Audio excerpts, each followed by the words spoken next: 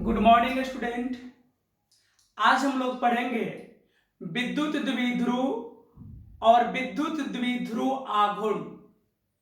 ये जो टॉपिक है ये बोर्ड एग्जाम में 2 नंबर में पूछे जाते हैं शॉर्ट क्वेश्चन में।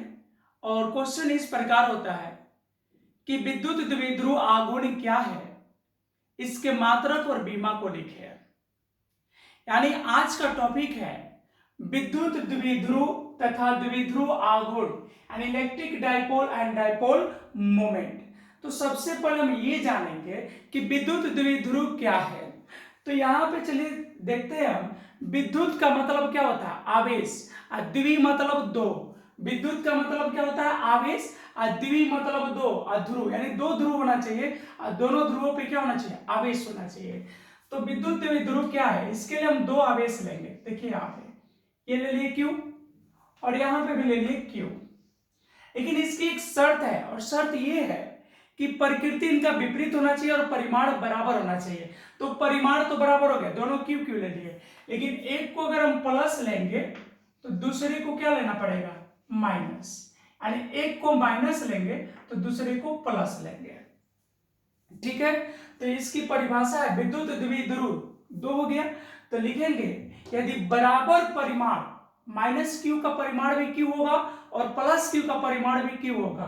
तो यदि बराबर परिमाण परंतु विपरीत प्रकृति, विपरीत प्रकृति हो गया, विपरीत प्रकृति के दो बिंदु आवेश एक दूसरे से अल्प दूरी, अल्प दूरी कहने का मतलब होता है छोटा, बहुत छोटा दूरी। क्या बोले कि यदि बराबर परिमाण परंतु विपरीत प्रकृति के दो बिंदु आवेश एक दूसरे से अल्प दूरी मतलब छोटी दूरी पर स्थित हो तो आवेशों के इस निकाय को हम लोग विद्युत द्विध्रुव कहते हैं। आवेशों के ऐसे निकाय को क्या कहते हैं? विद्युत द्विध्रुव। तो विद्युत मतलब आवेश और द्वि मतलब दो, और दो ध्रुव ले लिए। तो यहां पे देखेंगे इन दोनों आवेशों के बीच की दूरी क्या होनी चाहिए? अल्प होनी चाहिए। क्या होनी चाहिए? अल्प होनी चाहिए। तो अब दोनों की दूरी कैसे नापेंगे हम? पहले इसको लाइन को मिला देते हैं। अब मान लेते हैं बीच में चूंकि एक माइनस एक प्लस क्यू है तो दोनों के लिए एक मध्य बिंदु हम ले लेते हैं। ठीक है, और इस मध्य बिंदु को लिख देते हैं O, यहां लिख देते हैं B और यहां लिख देते हैं A। ठीक है, यानी AB यहां पे एक विद्युत द्विध्रुव है। तो O से माइनस क्यू की दूरी को मान लेते हैं कि ये स्मॉल l है और इसको भी मान लेते हैं स्मॉल l है। तो O से A की दूरी l और O से B की दूरी l, तो दोनों दूरी को अगर जोड़ दे तो कितना हो जाएगा? 2l। ठीक है, तो विद्युत द्विध्रुव की दूरी को 2l या 2x माना जाता है। क्या माना जाता है? 2l और 2x। यानी l O से यानी मध्य बिंदु से ऋणात्मक आवेश के लिए और मध्य बिंदु से L धनात्मक आवेश के लिए। तो माइनस से प्लस के बीच की दूरी हो गया कितना? 2l।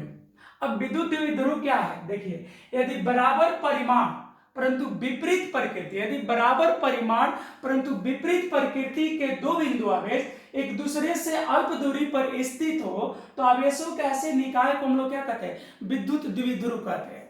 सीधा सीधे समझिए, विद्युत का मतलब होता है आवेश और द्वि मतलब दो, यानी दो आवेशों का ये निकाय है। इसमें एक शर्त है कि एक प्लस होना चाहिए तो दूसरा माइनस होना चाहिए, दोनों यानी दोनों की प्रकृति क्या होना चाहिए? विपरीत। तो वही लिखे यहाँ पे कि यदि बराबर परिमाण यानी परिमाण जो है बराबर होना चाहिए परंतु विपरीत प्रकृति, प्रकृति क्या होना चाहिए? विपरीत होना चाहिए कि दो बिंदु आवेश एक दूसरे से अल्प दूरी पर स्थित हो तो आवेशों के ऐसे निकाय को हम लोग विद्युत द्विध्रुव कहते हैं, यानी विद्युत द्विध्रुव कहा जाता है।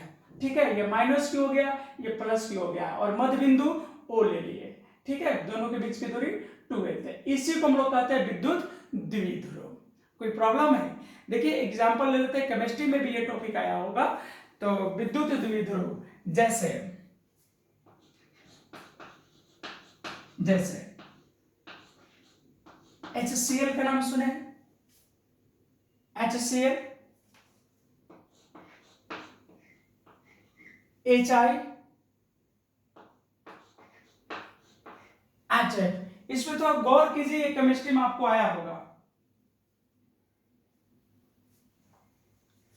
देखिए ये सभी केमिस्ट्री का हाइड्रोक्लोरिक एसिड HI HF ठीक है, H2O इत्यादि। तो ये सभी जो एग्जाम्पल हमने लिखा है ये किसके एग्जाम्पल है? विद्युत द्विध्रुव के। ये किसके एग्जाम्पल है? विद्युत द्विध्रुव के। तो इस चित्र में जो AB है वो क्या है? एक विद्युत द्विध्रुव है। AB क्या है? विद्युत द्विध्रुव है। कोई प्रॉब्लम है? AB इसमें क्या है? विद्युत द्विध्रुव है। और हाँ, विद्युत द्विध्रुव के लंबाई को हम लोग 2L द्वारा सूचित करते हैं। किस लेटर से? L नहीं, 2L लिखते हैं। तो यहां नोट कर दे रहे हैं हम, इसको याद रखिएगा आप लोग। विद्युत द्विध्रुव, विद्युत द्विध्रुव के लंबाई को, विद्युत द्विध्रुव के लंबाई को, विद्युत द्विध्रुव के लंबाई को 2L द्वारा सूचित किया जाता है। किस लेटर द्वारा? 2L द्वारा सूचित किया जाता है। 2L द्वारा सूचित किया जाता है। ठीक है, तो विद्युत द्विध्रुव में कोई प्रॉब्लम नहीं होना चाहिए। अब देखते हैं इसका दूसरा जो है वर्ड, वह है द्विध्रुव आघूर्ण।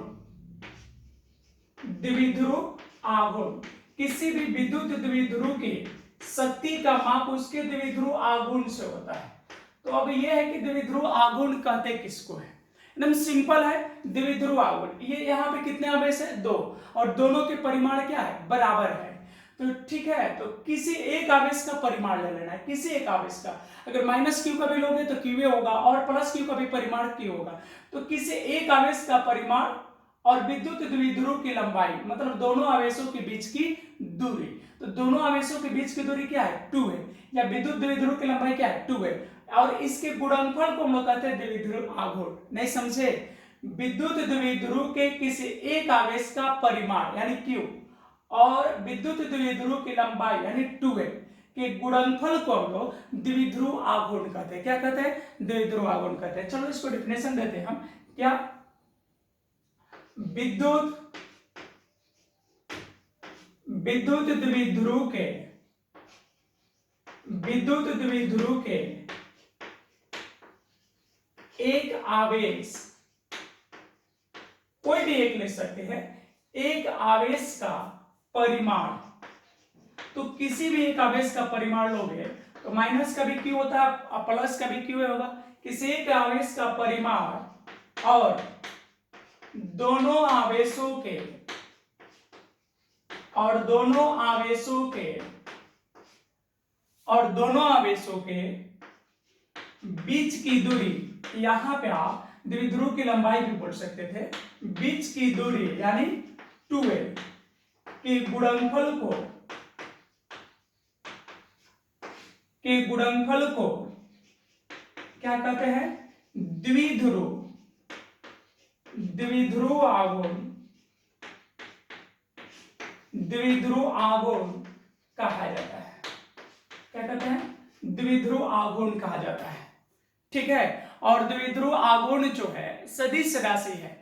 और जैसे बोले थे हम कि विद्युत क्षेत्र की दिशा किधर होती है? तो विद्युत क्षेत्र की दिशा होती है प्लस आवेश से माइनस आवेश की ओर, यानी धनात्मक आवेश से ऋणात्मक आवेश की ओर। और विद्युत द्विध्रुव यानी द्विध्रुव आघूर्ण की दिशा होती है ऋणात्मक आवेश से धनात्मक आवेश की ओर, यानी विद्युत क्षेत्र के उल्टा होता है। ठीक है, तो इसको विद्युत द्विध्रुव आघूर्ण को हम लोग P वेक्टर से सूचित करते हैं। किस लेटर से? P वेक्टर से सूचित करते हैं। तो इसकी दिशा किधर हो जाएगा? इसकी दिशा हो जाएगा ऐसे, P वेक्टर। यानी P वेक्टर किधर होगा? माइनस क्यू से प्लस क्यू की ओर। तो यहाँ पर लिख दे रहे हैं कि इसे, मतलब किसे? द्विध्रुव आघूर्ण को इसे P वेक्टर द्वारा, किस लेटर द्वारा? P वेक्टर द्वारा सूचित किया जाता है। किस अक्षर सूचित करते हैं? P वेक्टर द्वारा सूचित किया जाता है।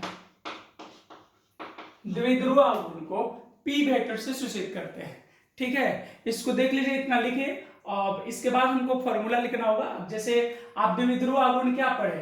तो विद्युत द्विध्रुव के एक आवेश का परिमाण यानी Q और दोनों आवेशों के बीच की दूरी यानी 12 के गुणनफल को द्विध्रुव आघूर्ण कहा जाता है। इसे P वेक्टर द्वारा सूचित किया जाता है, यानी P वेक्टर बराबर हो जाएगा Q इंटू 12 वेक्टर, क्योंकि ये जो लंबाई है इसके पार्टिकुलर दिशा ले रहे हैं, किधर से किधर, -Q से +Q।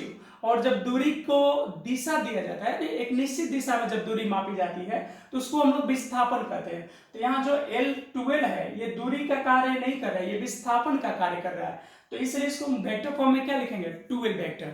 ठीक है, तो यहां तक आप लोग देख लीजिए, फिर हम आगे बढ़ाते हैं।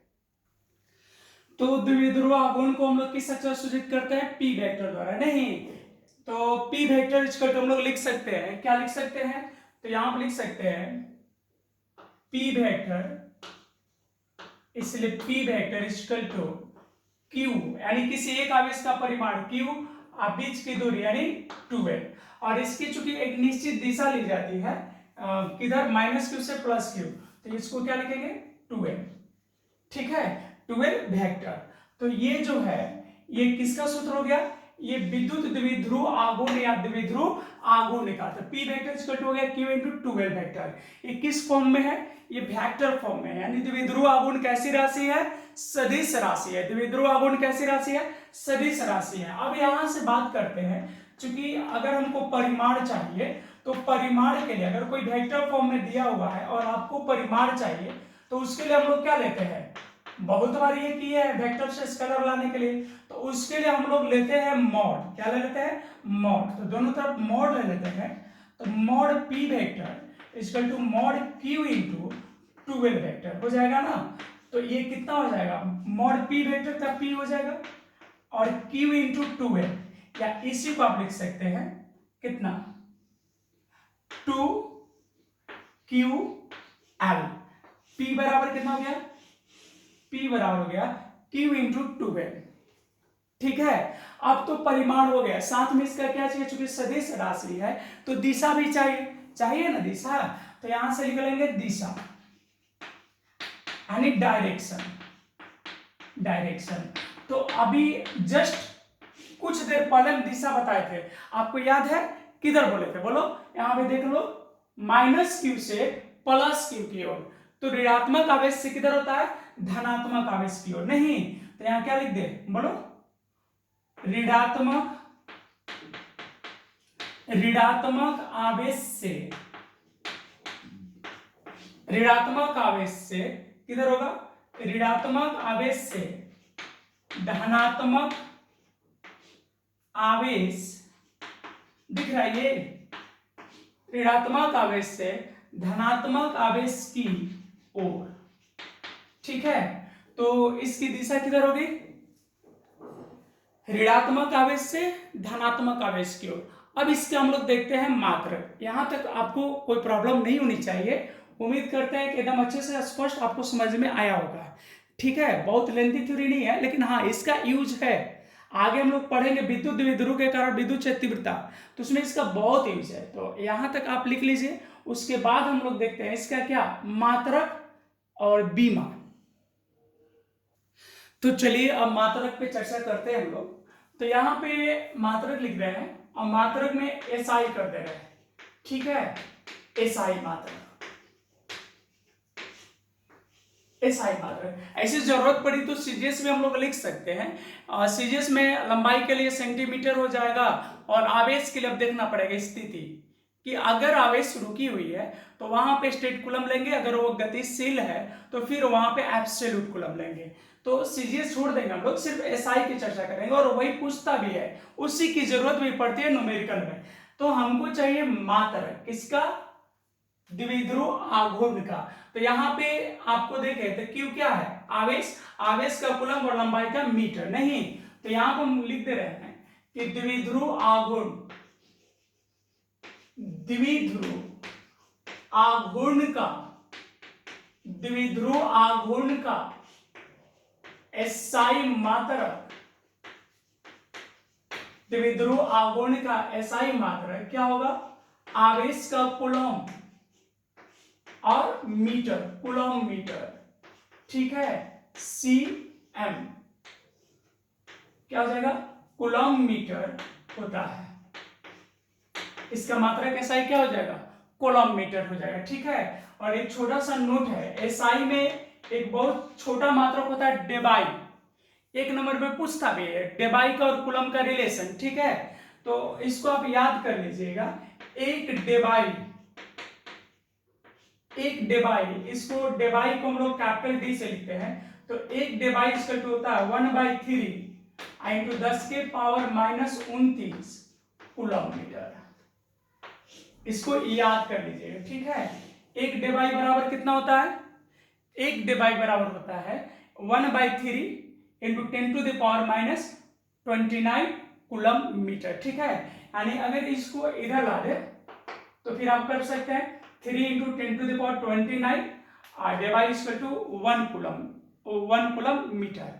तो वो कर लीजिएगा। अब क्या लिखते रहे, इसका विमीय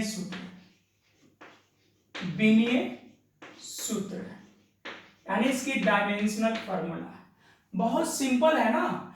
पी का विमीय सूत्र क्या होगा, तो Q है, और जैसा कि आप जानते हैं I का सूत्र हुआ था Q/T, तो Q इक्वल टू तो होगा IT, और I को I भी लिख सकते हैं या A लिखते हैं, और समय को T, तो Q का होता है क्या, AT, Q का क्या होता है AT, और एक है 2 अंक हो गया, इसका कोई नहीं होगा, लंबाई का होता है L।